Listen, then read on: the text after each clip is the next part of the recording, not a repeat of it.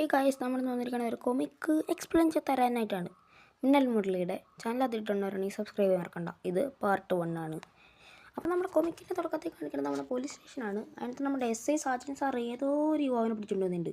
എന്നിട്ട് നമ്മുടെ S I Sajan sir ചോദിക്കുന്നുണ്ട്, ജോലി പോയാൽ നീ പ്രതിഷേധിക്കുമോടാ? അപ്പോൾ ആ ഒരു പാവം യുവാവ് കരഞ്ഞു പറയുന്നുണ്ട്, കാരണമില്ലാതെ എന്നെ പിരിച്ചു വിട്ടതാണ് സാറേ, അങ്ങനെയാണെങ്കിൽ എനിക്കും ചോദിക്കേണ്ടി വരും എന്ന് പറഞ്ഞ് ആ ഒരു യുവാവ് അവിടെ കിടന്ന് ഭയങ്കരമായിട്ട് കരഞ്ഞ് പറയാണ്.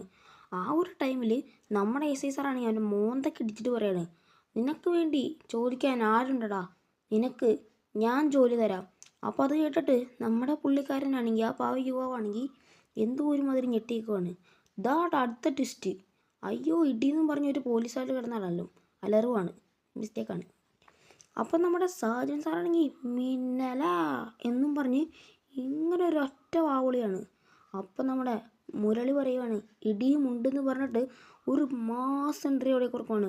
അപ്പം നമ്മുടെ സാജൻ സാർ കാളേനടിച്ചിട്ടുള്ളതിനോട് ചെന്ന് കയറിയത് മാത്രമേ ഉള്ളൂ. മിന്നൽ മുരളിയെടുത്ത് ഒരു കൈ കൊണ്ട് ബാക്കിൽ പിടിച്ചിട്ട് ഒരേറായിരുന്നു.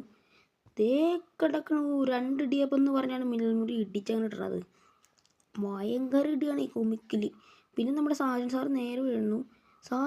സാജനെ ഇടിച്ച് പൊട്ടക്കിട്ടിട്ട പ്രതി മിന്നൽ മുരളിയെക്കുറിച്ച് മെയിൻ ലീഡ് കിട്ടി സാറേ, ആള് ലാലേട്ടനാ എന്ന് പറയുമ്പോൾ നമ്മുടെ മിന്നൽ മുരളിയായിട്ട് ആളെ രക്ഷിക്കുകയാണ്. Great, keep it up. ഇവിടെ ഇത് അവസാനിക്കുന്നു.